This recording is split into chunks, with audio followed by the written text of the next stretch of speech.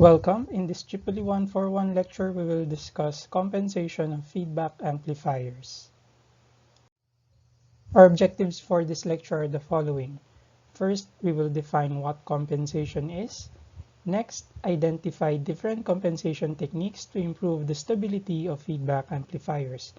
We will look specifically at two techniques only, namely narrowbanding and Miller compensation, which also achieves pole splitting. Lastly, we also want to identify a common op-amp configuration where stability becomes an issue and give possible compensation techniques using external components. However, for this specific objective, you are referred to an external material that can be accessed through the links in the study guide. Thus, the lecture will only cover the first two objectives listed. Compensation is a method where a circuit is modified so that it is stable. The primary goal of compensation is to ensure stability, thus we want to make sure that the gain and phase margins are greater than 0 dB and 0 degrees respectively. However, compensation can also be done to target a specific phase margin and not simply as open-ended as targeting a phase margin that is greater than 0 degrees. We already highlighted that the stability of a system is dependent on the loop gain, or the product of the loaded open loop gain and the feedback factor. And the first thing that we can modify is the amplifier or the forward amplifier itself. With this, the feedback factor can be maintained and the closed loop gain, which is dependent mostly on 1 over f, is not greatly affected. However, we can also adjust the components in the feedback path outside the amplifier, although it is common not just to modify, but rather add external components. This is the only option possible if the amplifier itself cannot be adjusted, as in the case of discrete op-amps with no externally accessible pins for compensation. However, there is a need to ensure that the target closed-loop gain is still achieved, since the feedback factor may have been affected with the modification or addition of external components in the feedback path. However, we will just focus on the first approach for this lecture. Thus, the techniques that will be discussed will all aim to adjust the amplifier's frequency response. Again, the stability is dependent on the loop gain. If we are to adjust only the amplifier, we need some information on the feedback factor as a basis of our design or approach. However, there are instances where the feedback factor is not yet known. For example, if you are to design an op-amp but does not know yet how your customers will use your op-amp in their own applications, in these cases, it is common to assume some worst-case feedback factor. If we consider only a purely real f, this is most likely done using a resistive network whose f will be from 0 to 1. When using a resistor divider, f is between 0 and 1. For a unity gain feedback setup where the output is directly shorted to the input, then f is equal to 1. Consider a fixed open loop gain. The example shown has 3 poles. If f is between 0 and 1, then 1 over f must be greater than 1 or greater than 0 dB as shown. The unity gain frequency of the loop gain is the intersection of the two plots. Inspecting the phase at this frequency, we can identify that the phase margin is around 90 degrees. On the other hand, if f is equal to 1, then 1 over f is also 1, which is 0 when in dB. That's why the orange 1 over f line overlaps with the omega axis at 0 dB.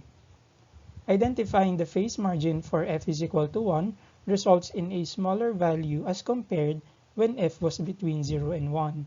Thus, if we limit the f we are considering to the ones presented, then we can say that the unity gain feedback is the least stable. It is also justifiable to assume that f is equal to 1 if it is not specified. This is the same assumption in the design of general use op-amps. As mentioned, this lecture covers only compensation techniques that adjust the forward amplifier itself, which in most cases is our op-amp. Under this category, there are two specific techniques called narrowbanding and Miller compensation. We will also introduce Miller compensation with nulling resistor, although we will not anymore discuss that in detail. Since we will modify the amplifier, let's have a quick review first. An op-amp has a general structure composed of a differential pair input, intermediate gain stage or stages, and an output stage with the following gains and output resistances. The most dominant poles are normally from the differential pair and the intermediate gain stages.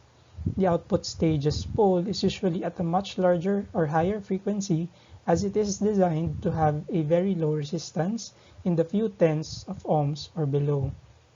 If we check the pole form, which is 1 over RC, having a very low R means that the pole is at a very large frequency. However, for the differential pair and gain stages, their output resistances are normally large to achieve large gain, and so the associated poles normally are in a lower frequency. Narrowbanding is the simplest technique to compensate the frequency response of an amplifier. This technique is simple as its only goal is to ensure that a dominant pole exists, such as the one shown in the figure. With f is equal to 1 or assumed to be 1, then we want the second and latter poles to appear after the open loop gain crossed 0 dB. The dominant pole must be placed such that a single pole-like response is achieved, like the one shown. The pole must be placed relative to other poles to achieve the target phase margin, meaning we cannot say where we want to place the dominant pole if we don't know where the second pole is. Actually, aside from the second pole frequency, it is also important to know the DC gain of the amplifier. To achieve narrow banding, we either add, meaning a new dominant pole to the system, or move an existing pole such that it becomes dominant. The latter is preferred if possible. If the second pole is already fixed and will not move, then the first or new pole must be dominant or low enough to achieve the single pole-like response. Since the dominant pole dictates and limits the bandwidth, thus the amplifier is narrow-banded as the name suggests. We are basically trading or sacrificing the bandwidth to ensure stability. We have already derived previously that for a two-pole-like system, to achieve a phase margin of 75.96 degrees for a critically damped response, the second pole must be at 4 times the unity gain frequency. However, in such case, the unity gain frequency is approximately equal to the gain bandwidth since the second pole occurs significantly beyond the unity gain frequency. Thus, omega p2 is approximately 4 times A0 times omega p1. Isolating omega p1, we get that for a phase margin of 75.96 degrees, the first pole must be moved to a value equal to omega p2 over 4 times A0. Thus, we can determine where we want to place the first pole given the second pole location, the DC open loop gain, and the target phase margin. Note that we can use A0 instead of T0 since we are assuming that f is equal to 1, and the formula shown assumes that the third and succeeding poles are very far from the unity gain frequency. What then is the easiest way to move a pole to that location? Again, we show here the 3 main blocks of an op-amp. Without adding anything to the transistors and resistors that make up these amplifiers, the poles of the amplifier will be dictated by the parasitic capacitances of the transistors, of the routing, of the packaging, and so on. Note that these parasitic capacitances are hard to control and will most likely not lead to our desired single pole-like response. Narrowbanding can be achieved by adding a large capacitance to move the associated pole in that node to a lower frequency or make it more dominant. For example, we can add a large compensating capacitor CC at the output of the differential pair, but make sure that it is much larger than C2 or the parasitic capacitance at that node. We can also add a compensating capacitor at the output of the gain stage, but make sure that it is much larger than C3. We do not consider adding compensating capacitor at the output of the output stage due to 2 reasons. 1, the output impedance is very low, that a very large capacitance will be needed to make the pole at that node dominant. 2, since the pole at that node is already at a larger frequency, it is more beneficial to move the poles which are already at a lower frequency to maximize the resulting bandwidth. Lastly, note that the pole is dependent on some 1 over RC. We prefer to add some capacitance since varying the resistance will also impact the DC gain and biasing of the amplifiers. To help us visualize what happens, consider an uncompensated amplifier whose poles are dictated by the parasitic capacitances and are quite near each other. Again, we are assuming that F is equal to 1 and that the 1 over F line is at 0 dB. The response shown has 3 poles and does not exhibit a single pole-like response. For the phase response, we note the frequency is 1 decade before and after the first pole, 1 decade before and after the second pole, and 1 decade before and after the third pole.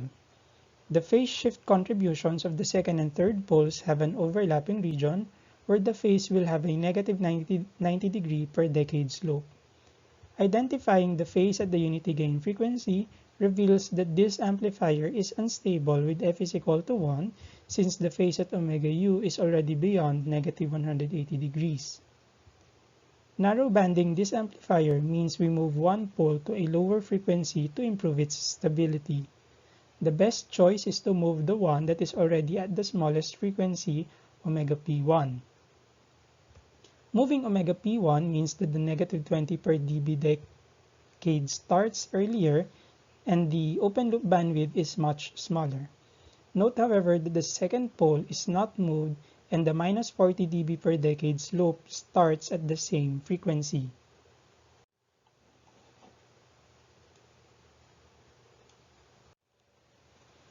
In terms of phase response, the first 90-degree shift just happened earlier, and the phase shifts due to the second and third poles remain the same as these poles were not moved.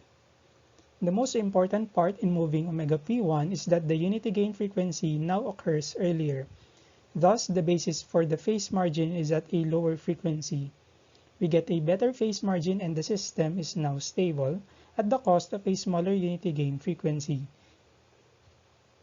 Not only the bandwidth of the open loop is reduced, but also that of the closed loop. Consider if we moved omega p2 and made it dominant instead. If omega p2 is made dominant, then omega p1 becomes the new second pole.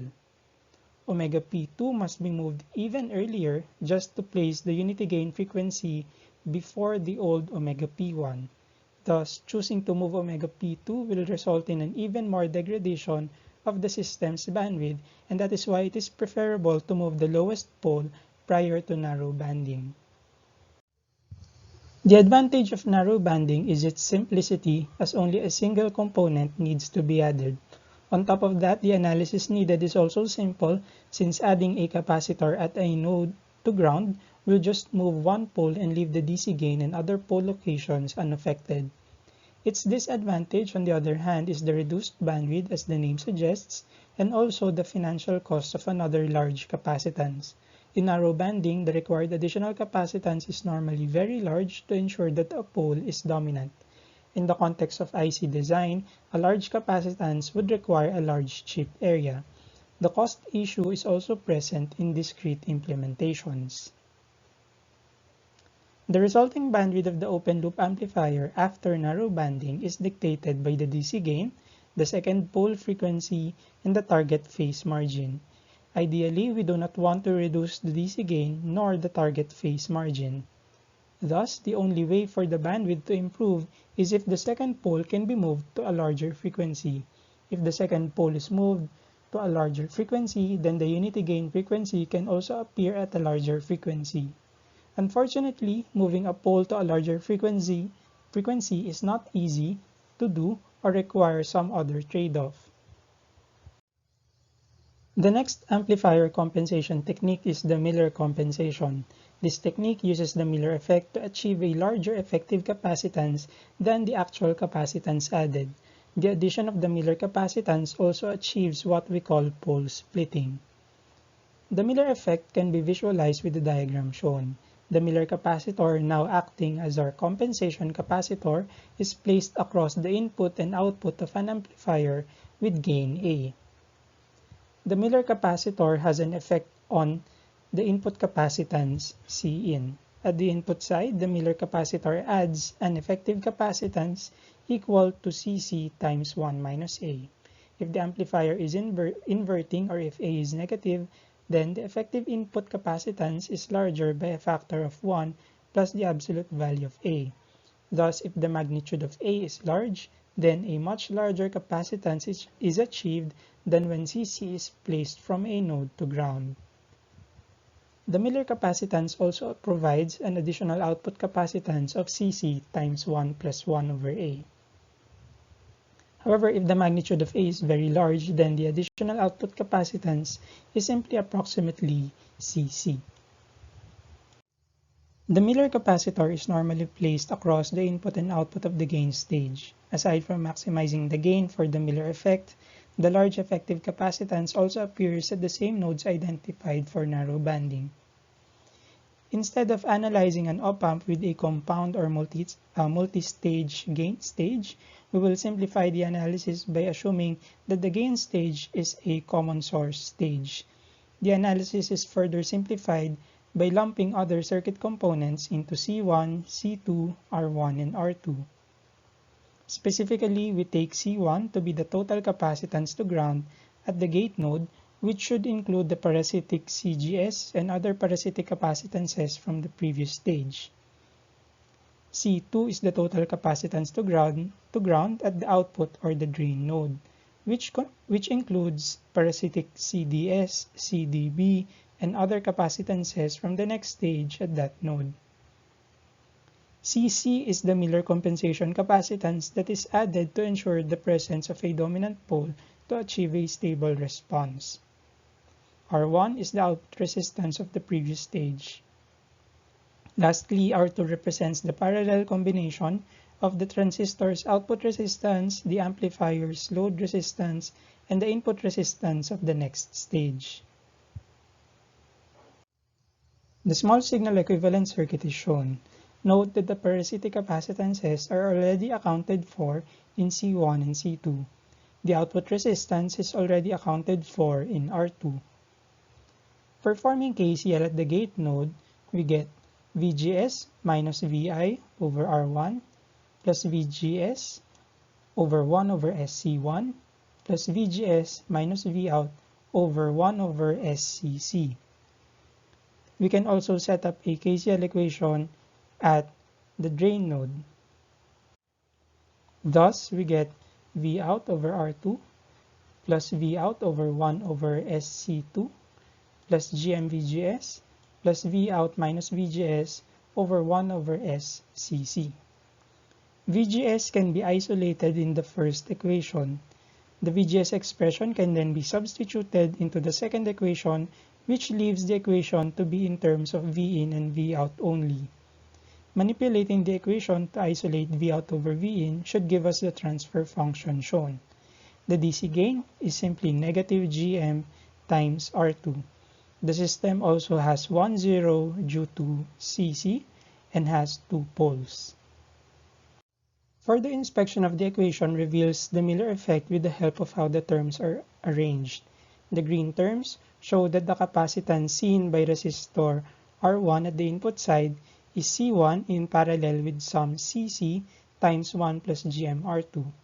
This is consistent with our expectation for the Miller effect at the input side. The red terms, on the other hand, show that the capacitance seen by the resistor R2 at the output side is some C2 in parallel with Cc. Again, this is consistent with our expectation that the effective Miller capacitance at the output side is approximately equal to the actual capacitance added. Disregarding first the actual terms and focusing only on the fact that the denominator is a second-degree polynomial in terms of s, means that the denominator can be written in the form 1 plus s over omega p1 times 1 plus s over omega p2. Note that the real terms are both 1, and the original expression already have a real term equal to 1. Expanding this means that the equation should follow the form 1 plus s times 1 over omega p1 plus 1 over omega p2 plus s squared times 1 over omega p1 times omega p2. Next, recall that we are actually adding CC to produce a dominant pole. Thus, we are expecting to have a dominant first pole, which means that omega p1 is much less than omega p2. Thus, the term in the middle can be simplified to S times 1 over omega p1, and no simplification can be done on the S squared term, so we leave that as S squared times 1 over omega p1 times omega p2. We can then compare the actual equation with the form we are expecting given a two-pole system with a dominant pole. Assuming that GMR2 is much greater than 1, then we can simplify the 1 plus GMR2 term to just GMR2. Assuming that the added capacitance CC is much greater than C1 and C2, then C1 in the first term and C2 in the second term can be disregarded, and we end up with this R1 CC GMR2 plus R2 times CC.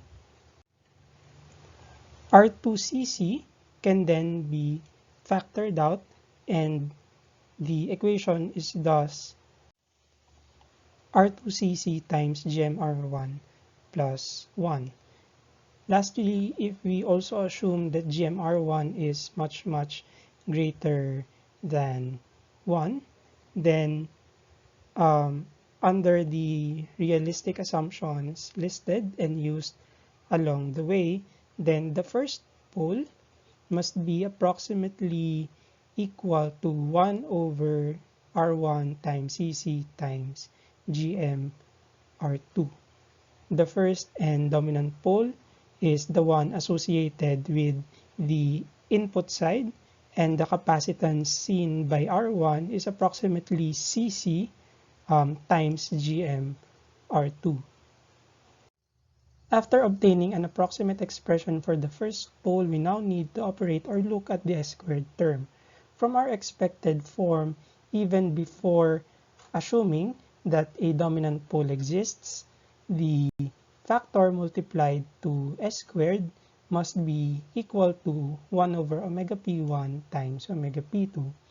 Thus, we can say that 1 over omega p1 times omega p2 must be equal to this factor right here.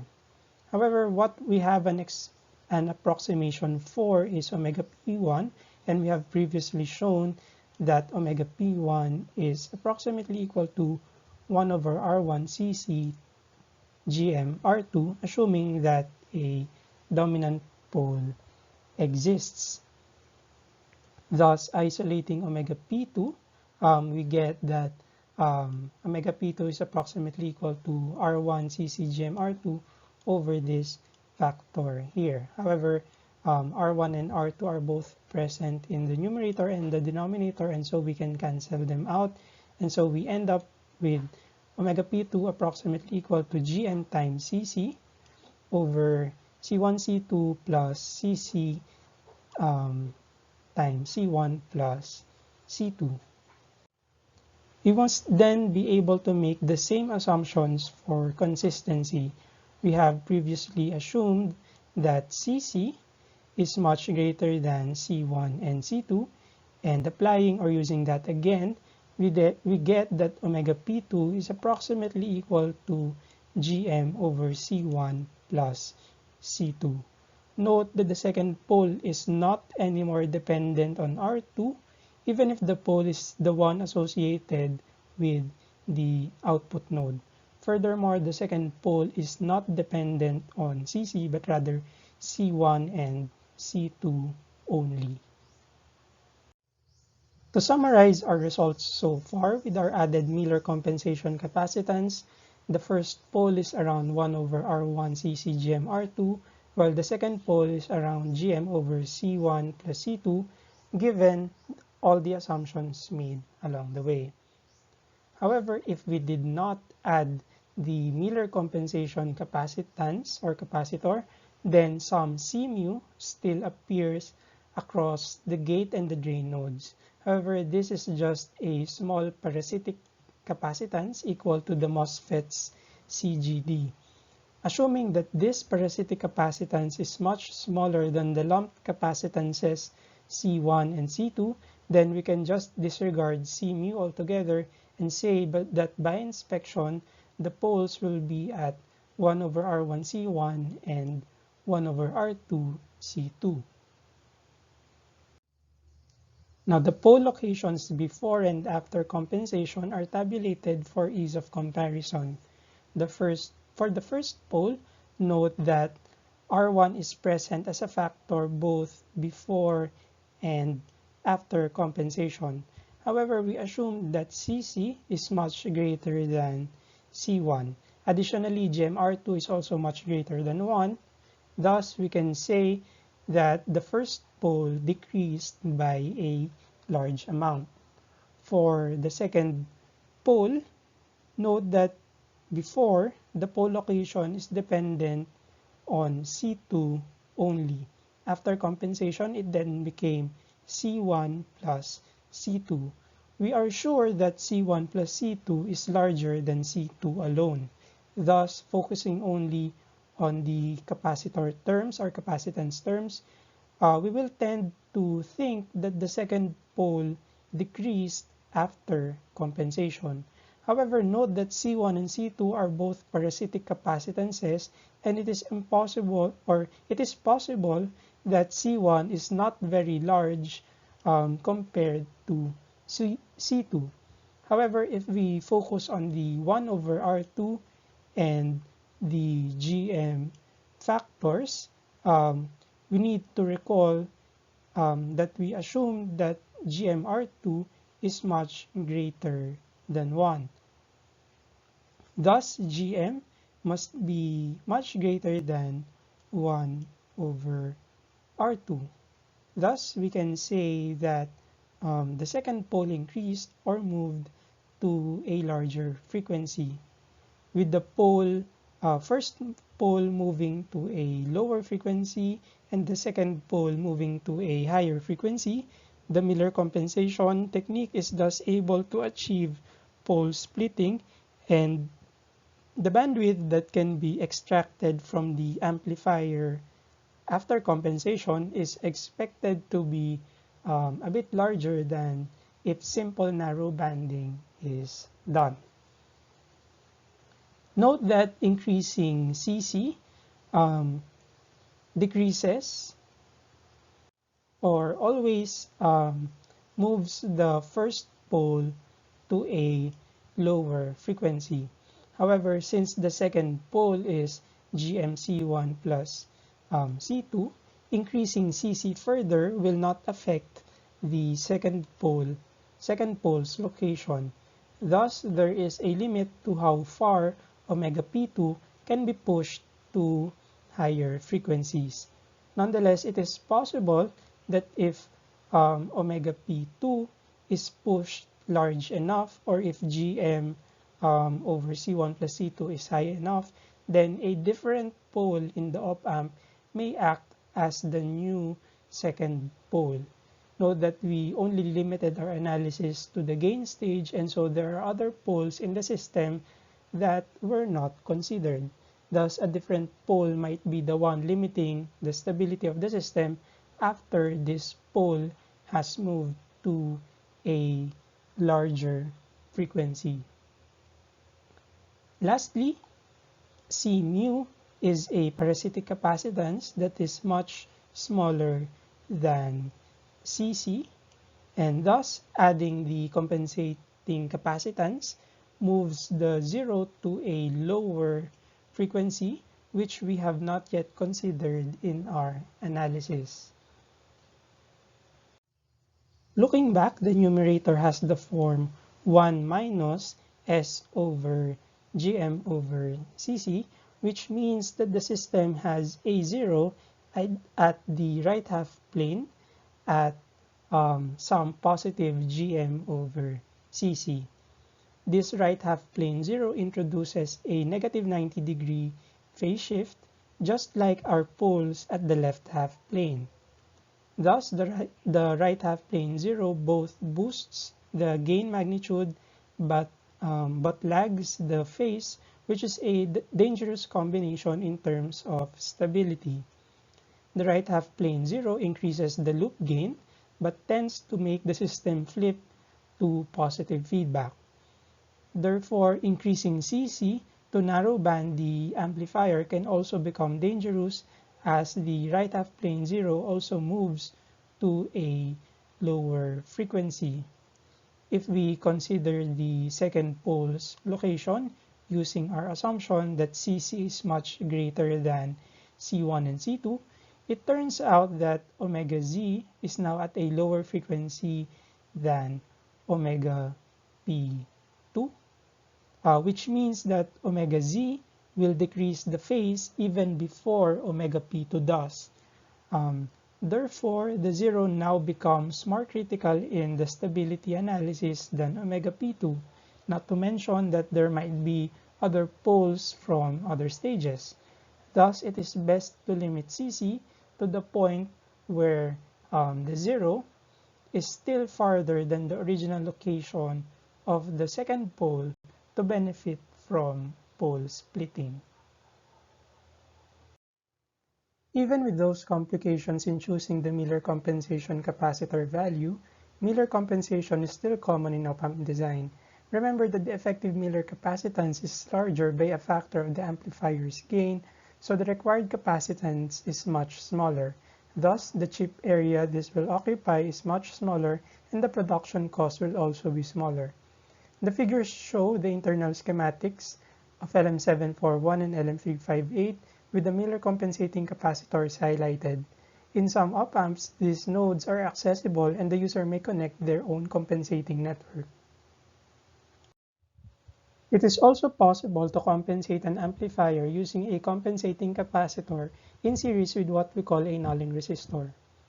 The addition of the nulling resistor allows the 0 to be moved to positive infinity of the real axis, farther from the origin, or even to the left half plane based on the form of the 0 for this circuit. If Rz is equal to 1 over Gm, then the 0 disappears or is moved to an infinite frequency. If Rz is greater than 1 over Gm, then the 0 appears at the left half plane. Unlike a right half plane 0, a left half plane 0 is more desirable since it introduces a phase shift of positive 90 degrees. The 0 can also be placed to cancel one left half plane pole and create a pole 0 doublet which cancels out both in magnitude response and phase response.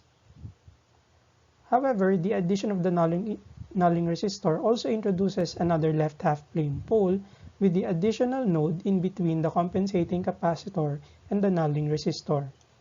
The pole is at -1 over RZC1, and thus adding a nulling resistor requires even more careful design, especially if component values are not well controlled or have high component tolerance. For example, if you design the 0 to cancel a non-dominant pole, variation in component values may cause the pole and 0 to not exactly cancel out and might impact stability. In summary, compensation modifies a circuit to ensure or improve stability, although in this lecture we considered only compensation techniques that modify the forward amplifier or the op-amp. Op-amps are commonly internally compensated for unity feedback.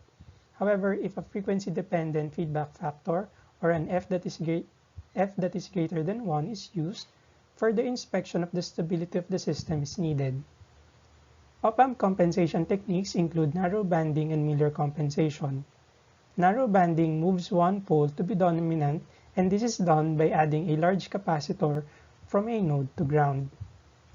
Miller compensation has the same goal as narrowbanding, which is to create a dominant pole but requires a smaller capacitor value by taking advantage of the Miller effect. With Miller compensation, an amplifier can possibly achieve a better or larger bandwidth with pole splitting, where a pole is pushed to higher frequencies. However, it introduces a right half plane 0 as well, which becomes the more critical factor in the design than the moved pole. A nulling resistor may also be added to control the 0 location and possibly cancel a pole but adds another left half-plane pole. There are other compensation techniques that modify the feedback path by adding a lead network, lag network, or even degrading the loop gain, although that is not anymore covered in this lecture. Thank you very much for listening, and I hope you learned in this lecture.